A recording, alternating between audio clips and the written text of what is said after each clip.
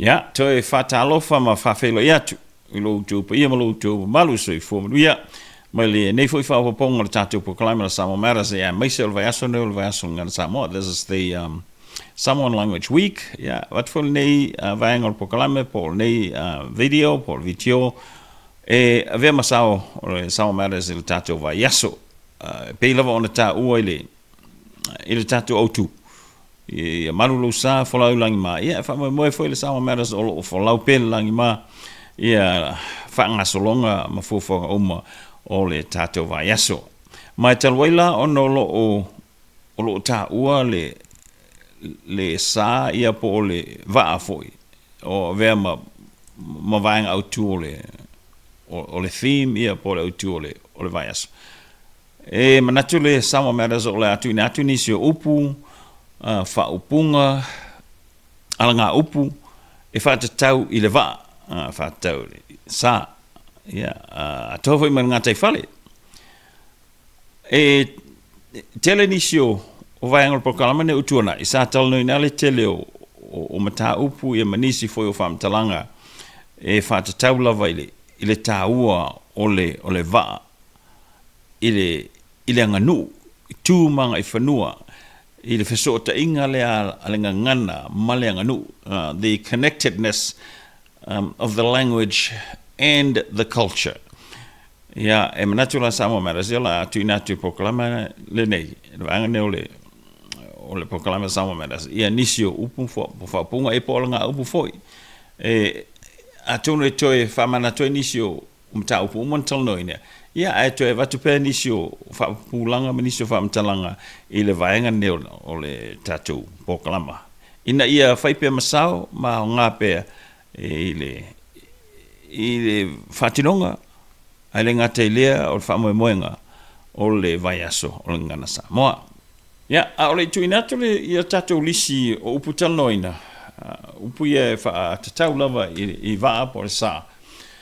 e o te manatu leo na tuinatu ia ato o vaane toe wha manatu tuai awa o le tele o upu ia wha ngai upu ia la tātou talanoina mulmuliane e whaasino I vaenga o vaane e maise lava le vaalo ai toe e le video na sa tuinatu mua sa o talanoina I le senga o vaane sa mo va ta tele nei o le pāpao ia male vaalo o le pāpao o se vaa fo ile whaingo fialo na whainga e tā mai se o ngā lau tasia one big log e tā mai la le pāpao lea e me se le tino au tūla vole o le vaa le pāpao e mai lo lea wha pilo nama ia wha ngā roa e le teutele ni teuteunga po nisia me wha popo iai o le pāpao fo i wha o ngā tele I o ngā sami po o ngā vai papao e pe o le alo Ya, ele pela o le vaalo. Ya, o tamalai e ngafa matua au.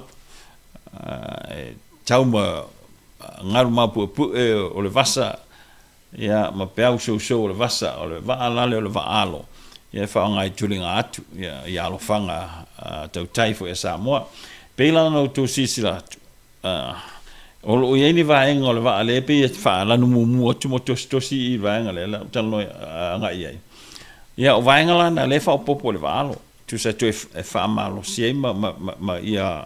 lava saunia I mō lona whaamoemoenga pēla o luma I le vaenga le ufi e le ufi le taumua e le ufi le taumuri le pe o le pāpau e havano atoa le taumua taumuri I la I ufi o nā vanoa lo le I le space I lalo I o ina lai tu ia I atore o le whaiva o le tautai. There was storage space for fish under these covers on the front, the bow and the stern. Taumua man taumule le wā. Ia o I lai pito I lua o le vaalo. E le taimi le o whauai. E avanoa la I le pito lea tu se tipi I le vaenga lea le tangata whauwa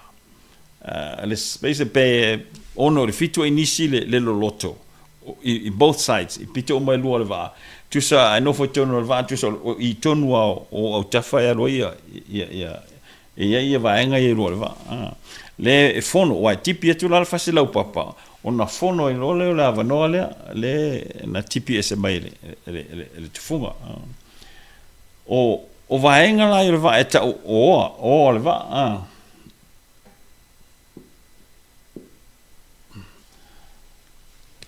ia o ala le va e vatu lo fasilau papa le fa pipi i lo ia o le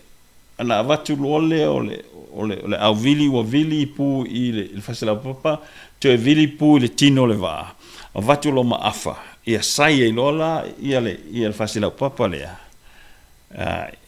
ile tino le va tu sa le tu fa ma losi ia tu le va i tu le va umalana ona sai vo ile ma ile afa ina ia pipi ile fasilau papa le tino le va ia ava fo ile so onga ia na watu lole le pate ia po le kelu ia ona fatumo lole i ma ia ava no na po ava ina ia one ne mama ole upula le ole oa ia o pito ia lu ole va tu so ni me ole fa popo ile tino le va ina ia ma losi ia ma tano ole o tu ia malu sa ia folau i lagima tasila ia vaenga fa popo ina ia malu ia ma losi le va ia wa folau ma le vasa ia va ala na lua le va alo ia ma le papa o so ia tele va alo e no folua ia en ole for mato no vai fo i no folua ia tele i wa no fotas ia va alo fo ina vai tempi ia ole se senga la na o va ne lua va ta tele ne sa mo ia ole lisi ne o tato upu pe on te failo til amatanga upu e patino lava i le va po le sa ia ole lava te turi lo atu le tato o tu o le tato vai asonga na sa mo ele ngata foi la na patino i va e fa pe fo i le fa nga ina ma fa mo o va po sa ai mai se i fa tama so le inga te tai o le tunu i fa nga favor e le ngata i fale au no fa pe atu o le upu masani sa mo fo i tala la sa mo ia e fo i fa winga ani se tangata ese mai ia fa winga ne la tuna tu fa winga le tu mo ia o le na le tofa ma le fa tu tanga ia ma le tenga fo e tusa o winga ia ma le fa mtala ino upu a me so la to ma fo anga pe ona o la tuna ia wa onisi fa mai o le Faaolooloma'au le mo ia e mafua mai se unga lupe stangata fo ile o la te mo fa to sina wa lupe i se seu ia ai fa mai la e olo fa lupe ia ma na ia foi ai i la ulava fa winganga ma mai se lona mafua ia la tuina tupe ai tato amata mai la le upu Faaolooloma'au ole momua tu natu le winga le Faaolooloma'au tu sa o laite a faine o lewa o fafsanga ni tu se lo foi le masane yanga Samoa ia o e tu la fale o leisi tu ia fa pe foi o le fai to o le tu a inga po le tu no ia ona Faaolooloma'au le i o le pitola i se me fo lo tu finangalo utu ye utu te manati pe o lai te au ngani pe o lai te talo sanga po e fa oi le unga o le Faaolooloma'au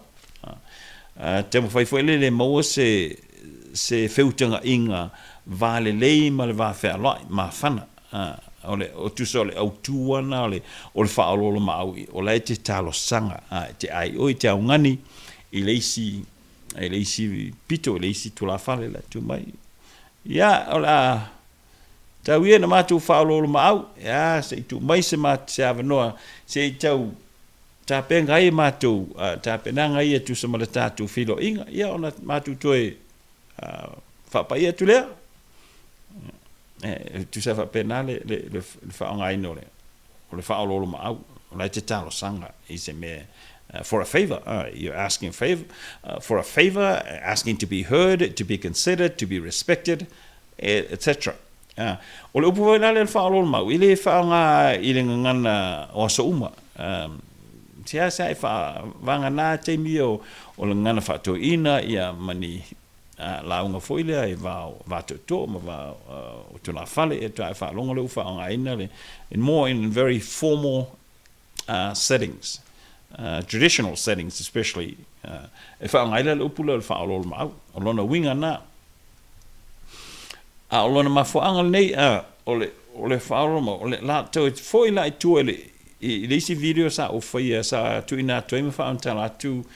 ia le upule o le olo pitova wa tu sa le winga lo pitova le fa ngaina ma le fa ololoma'au o le olo pitova le sau e mai lo va ba o me si tai le sami po le vasa o le fa ia mia fa te singa nei a tautai pe foi sala tu oleanga po se me foi se usi tautai te foi feutinga I malisi tautai e te taula ona saule pito va o le pito va le e fascino I le pito le tu tau matau le tu I matau le tu ina tu le si video le tu I matau le tu tau matau le va e le ava no le si ama o le ama le tu tonga vale o lolo pito va la e o lolo mai le pito le va o le si tautai I lo pito va po le tu matau right side to right side pitova to pitova and then you can just tu titia lu fi pa ia e ma stau tai wa va la lata le lua maftanga ma lu fiutunga inga le o tu so le taula inga na le o le focus na le upula le faaolooloma'au le te tau mo fai ia maua se fiutunga inga va la lata ma le mafana faaolooloma'au ia o mai nei lau pito I matau al pito le pe una tuna isi video o le ma'au le tasi le example o le elision o le ma'au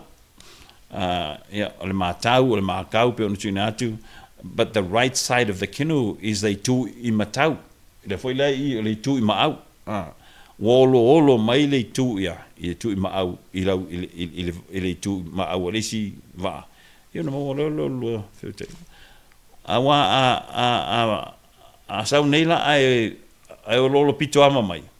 ia o ngalai o la vale a le o pipi ama a leva va mau ia I tau tai ia o ele malisi tau tai ia na mo foi le lisi foi le o pitia e mawala ai o le winga na upule le faaolooloma'au ma le lolo pito va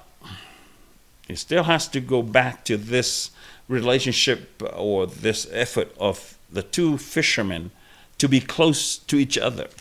Ina ia mawhai la po la la le se whainga football la se meo tau whai mai se la ua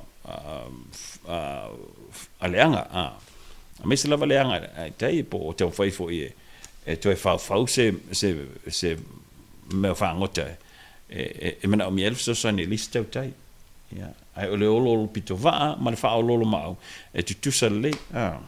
e o foi la le anga piole e tutusa le ia la wo ma I le anga piole ai tutusa le ola to winga mai I upu ia le faaolooloma'au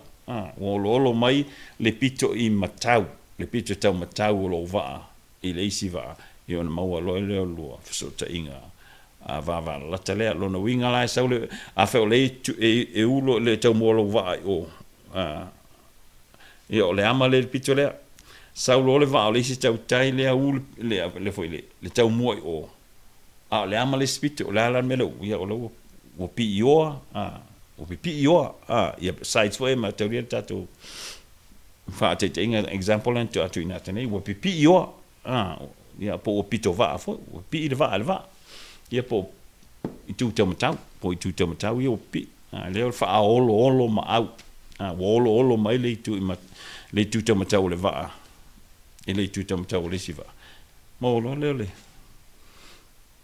o le whiutanga inga ne po le maftanga le vāvāla lata ma whana ma whailon tal na no atu lesi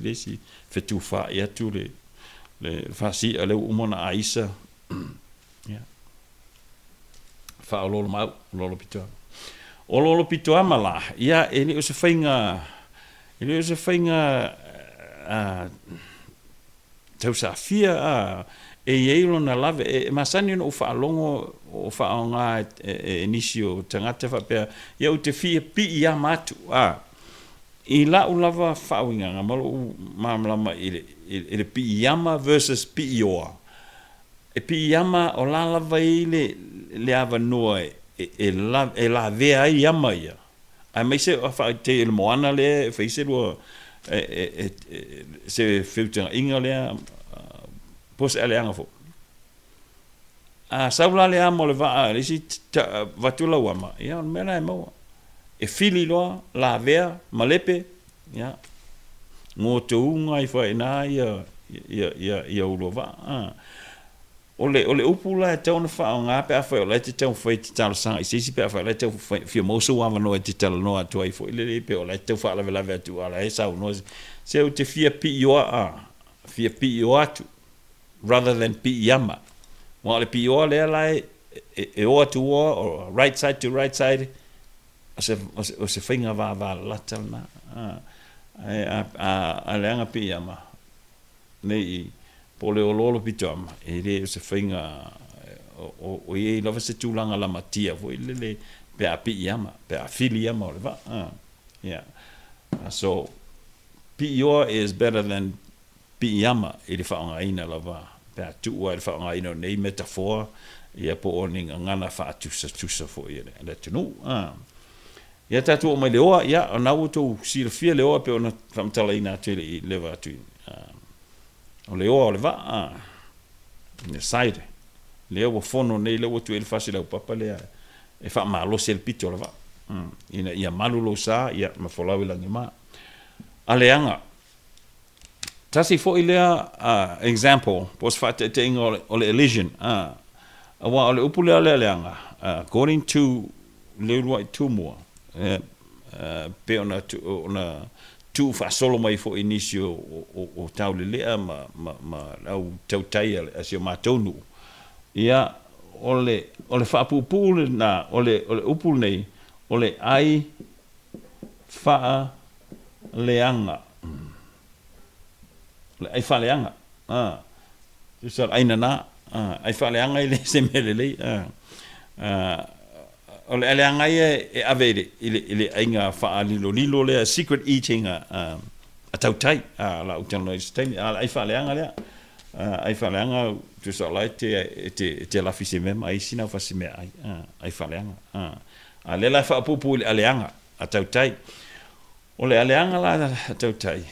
fa ne le fo i mai le tulinga atu ia la tau tai fo ia mo la tu sa mo la tu va ia no mai lo le fa poto ile alo le utau no manuia o fanuina le fo i mai fanua le fantam so linga ma le tulinga atu ma faiva ia o ila e faila to aleanga le secret eating ale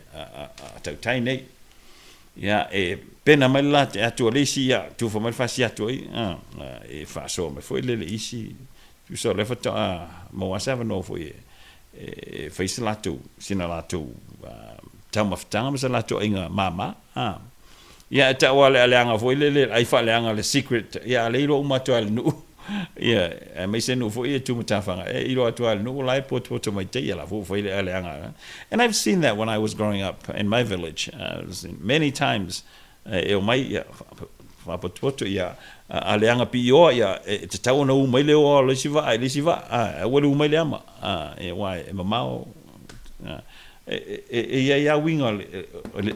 ma tango fio upu nei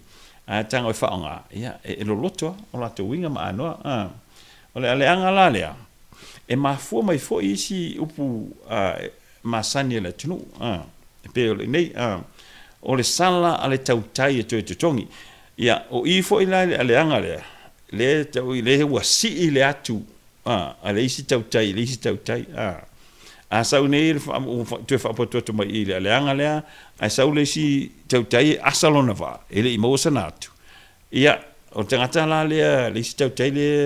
lai maulo na faiva lai tele natu ia si ro ia